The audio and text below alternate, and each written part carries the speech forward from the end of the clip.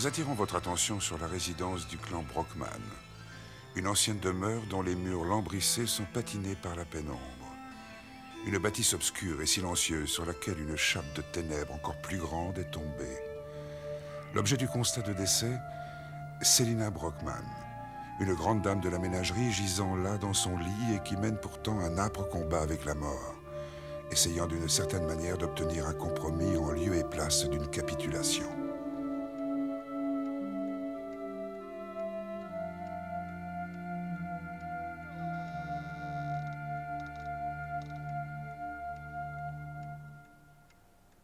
Quel est votre diagnostic, docteur? Prenez un comprimé de ceci, environ toutes les 4 heures, pour soulager votre douleur. Si votre état empirait, téléphonez-moi. Je reviendrai demain. Oui, oui, bien sûr.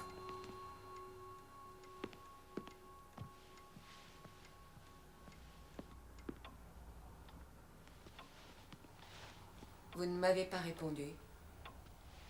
Comment trouvez-vous tante Selina? Elle est mourante, Madame Brockman. Cela fait déjà longtemps, d'ailleurs. La seule différence à présent, c'est que la mort a clairement affiché ses intentions et que c'en est au stade où on se rend compte qu'elle connaît votre nom. Est-ce la réponse que vous attendiez? Je suis très touchée par ce qui lui arrive. Je pensais à une chose. Quand vous en aurez fini demain, peut-être pourrions-nous aller boire un verre? Mon Dieu. Faut-il en déduire que vous n'avez pas l'intention de revenir nous voir? Au cas où votre tante ne vous en aurait rien dit, j'ai hérité cette famille de par mon père qui lui-même la tenait de son père. Et cela inclut certaines obligations. C'est un mot auquel vous n'êtes peut-être pas très habitué. Cela dit, oui. Je repasserai demain. Le tout étant de savoir si Selina sera encore avec nous.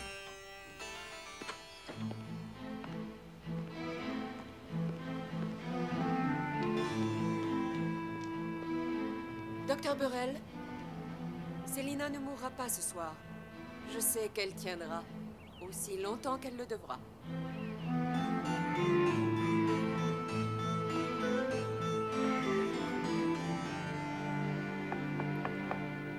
Entre. Votre carrosse vous attend, madame. Entendu, je vérifie une dernière chose. Oh, vous êtes sûre de vouloir y aller? C'est une longue route à faire sur la foi d'une simple conversation téléphonique. C'est ma tante. Elle dit qu'elle a besoin de moi. Pourtant, vous ne l'avez jamais connue. C'est vrai. Mais on m'en a parlé. Mon père, lorsqu'il venait à parler de Selina, avait toujours cette voix chuchotante qu'il réservait en général pour tout ce qu'il trouvait insolite ou encore exotique.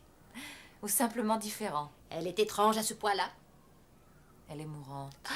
Est-il question que vous arrêtiez son argent? Suzanne. Quoi?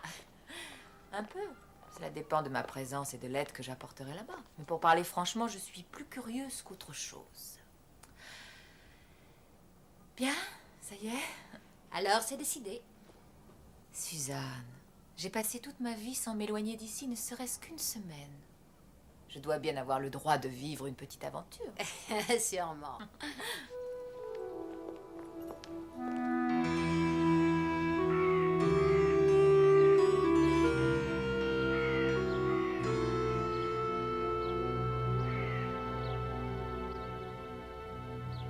Vous disposerez de la maison en toute liberté, et si vous avez besoin de quelque chose, vous n'avez qu'à le dire.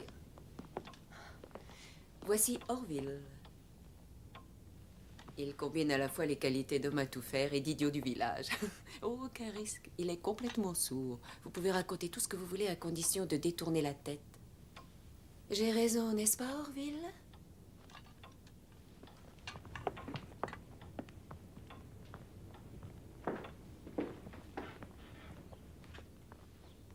Qui est-ce?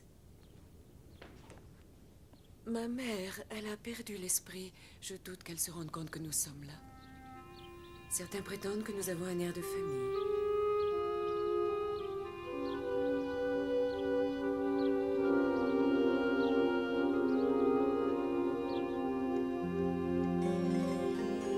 Je lui administre un somnifère.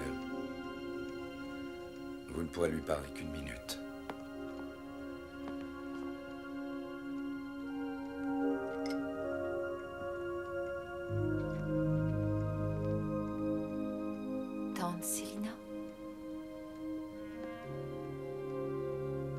C'est Déborah. Déborah Brookman, vous avez demandé à me voir. Je vais aider à ce qu'on s'occupe bien de vous. Alors s'il vous faut quelque chose, quelle que soit l'heure du jour ou de la nuit...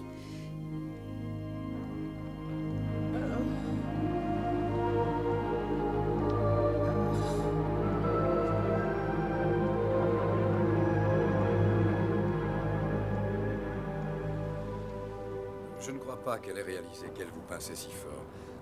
Est-elle si malade que ça? C'est pire. Pourtant, elle tient le coup. C'est une forte femme. À mon avis, c'est autre chose que de la force. Je dirais plutôt que c'est en fait un besoin désespéré de s'accrocher à la vie. C'est à croire qu'elle attend qu'un événement se produise. Je suis désolé, je ne voulais pas être aussi morbide. Oh, ce n'est rien, docteur. C'est la maison qui est macabre. Bien, ne perdez pas courage.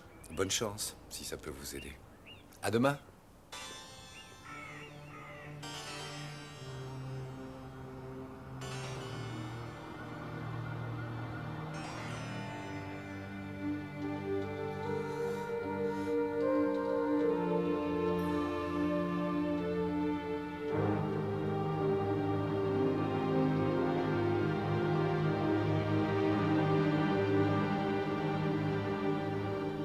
Je me sens un peu bête de vous déranger pour ça. Après tout, ça n'est qu'une tâche. D'autant que... cela m'ennuierait d'en informer tante Célina. Non, non, il faut toujours être prudent avec ces choses. Quoique dans ce cas-là, c'est étonnant, mais très bénin. C'est une tâche de vieillesse. Une tâche de vieillesse? Oui, le fait est que c'est rare sur des personnes si jeunes que vous. Mais c'est tout à fait sans danger. Vous avez dû vous exposer trop au soleil. Comment est-elle apparue si vite? La peau se sera vraisemblablement assombrie de façon progressive et vous venez à peine de la remarquer. Mais comme il n'y en a qu'une, une crème décolorante appliquée 2 fois par jour fera l'affaire. Et évitez de rester des heures sur la plage. Docteur?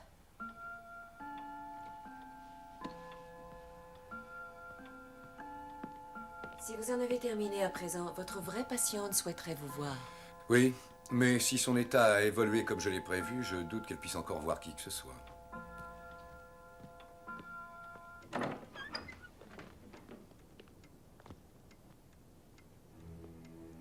Ravi de vous voir, docteur. Ne trouvez-vous pas qu'il fait une journée splendide? Eh bien, Le pouls est plus puissant. Le rythme cardiaque a l'air de s'être stabilisé. vous semblez étonné. Franchement, je le suis. En venant ici, je m'attendais à trouver... Un cadavre. Je n'aurais pas employé une expression si cavalière. Il se peut que vous soyez plus doué que vous ne voulez bien l'admettre, après tout. Non. Je suis habile, mais pas à ce point. Tante Célina dispose d'un appétit de vivre extraordinaire. Oui. À ce qu'il semble. Il vaut mieux ne pas trop vous surmener. Ça n'est peut-être qu'une rémission passagère et il ne s'agirait pas de rechuter. Oh, n'ayez pas peur, je serai extrêmement prudente.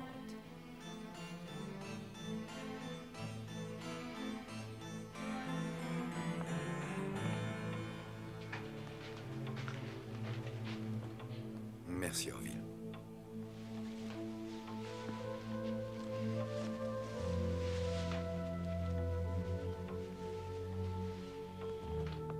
À demain, Orville.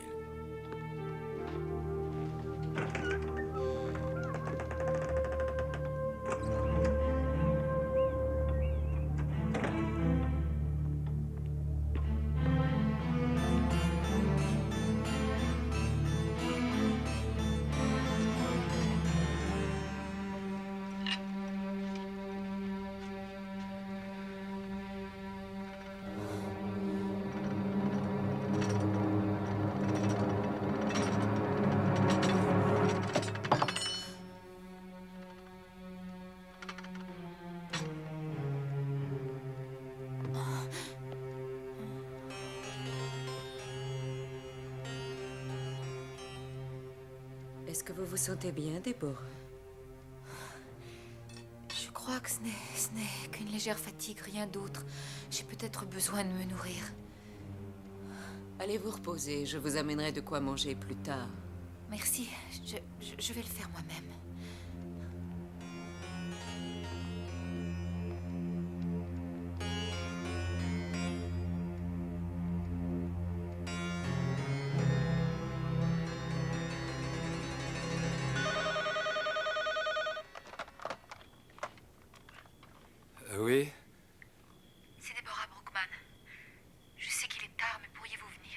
s'agit de Célina? C'est moi. Je vous en prie, faites vite.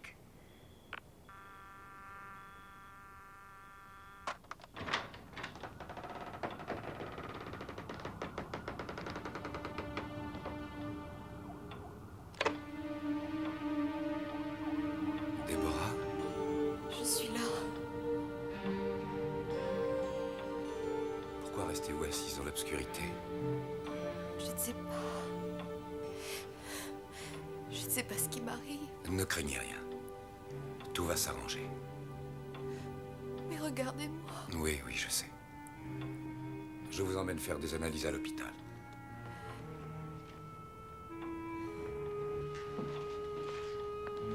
Allons, tu dois bien pouvoir faire quelque chose. Mais quoi? On a fait toutes les analyses possibles. Numération globulaire, structure cellulaire, et on ne trouve aucun résultat qui soit anormal. Enfin, tu vois aussi bien que moi qu'elle est prématurément vieillie.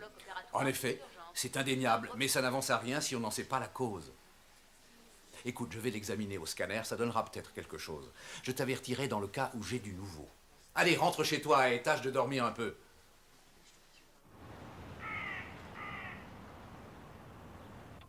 Je suis persuadée que c'est tout à fait inutile, docteur.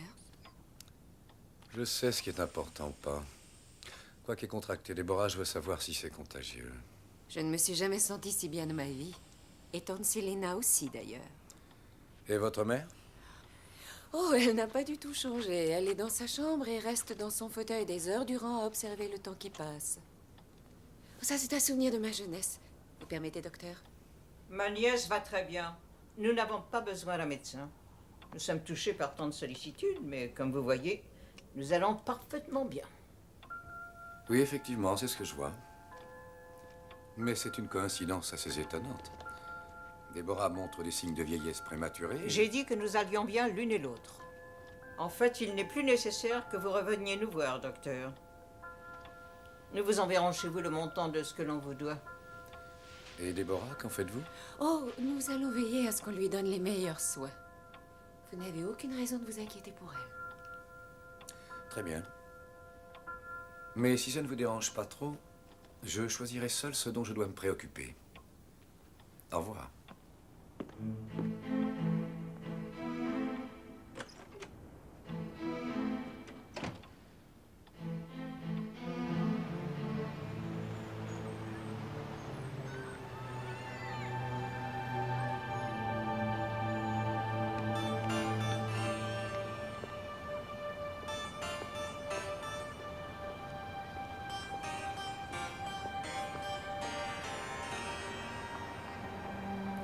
Qu'est-ce que c'est? C'est un journal? Celui des Brockman?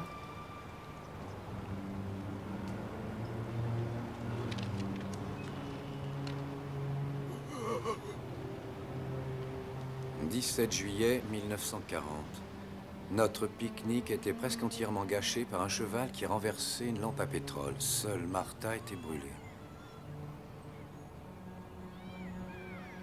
Ce médecin affirme qu'elle se rétablira sans problème et qu'elle devra vivre avec une cicatrice pour le restant de sa vie.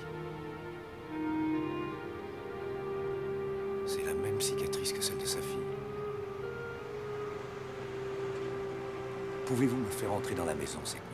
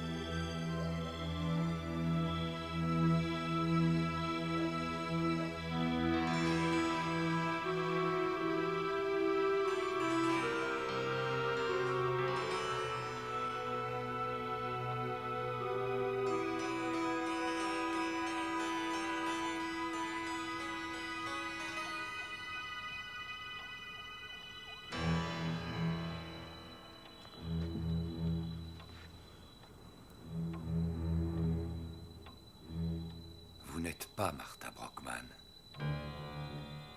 Diane. Vous êtes Diane. Vous êtes la fille. Vous allez dire ce que vous faites ici. Tout d'abord, je n'y ai pas cru. Enfin, je veux dire que je ne voulais pas y croire. De quoi est-ce que vous parlez? J'ai fait des vérifications à l'hôpital. Diane Brockman a les yeux verts et ne possède aucune cicatrice visible. Et les yeux de la personne qui est assise dans cette chaise sont verts eux aussi. Les vôtres sont de quelle couleur? Et d'où provient votre cicatrice? Quel âge avez-vous réellement? Martha. Sortez, je vous prie. Oh oui, bien sûr, c'est ce qui vous arrangerait. Sortez! Sortez d'ici tout de Pas suite! avant que j'ai parlé à Célina. Non! Célina! Célina! Mon Dieu! Célina, il est au courant. Ça n'est pas bien, Célina. Rendez à Déborah les années que vous lui avez volées. Vous savez que vous n'avez pas le droit de faire ça. Pas le droit? Mais vous n'en savez rien. La règle du jeu, c'est la longévité, docteur. Vous l'appliquez en vous servant de vos potions ou de votre stéthoscope, mais c'est nous qui avons gagné. C'est une loi universelle et elle n'a rien à voir avec la moralité ou encore avec l'amour. Et c'est lorsque la maladie et la mort gagnent du terrain qu'elle entre en jeu. Cette loi a toujours été en vigueur et elle ne disparaîtra jamais.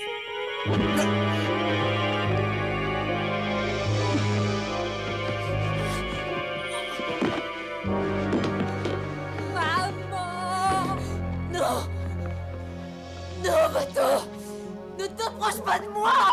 Maman!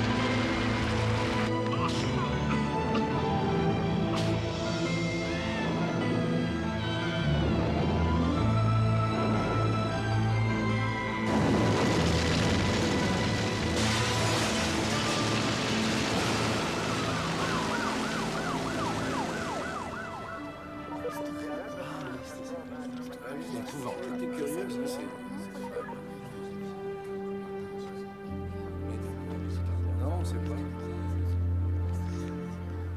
Orville, que le Seigneur ait son âme. Et Célina et Martha. Peut-être a-t-elle finalement trouvé la paix.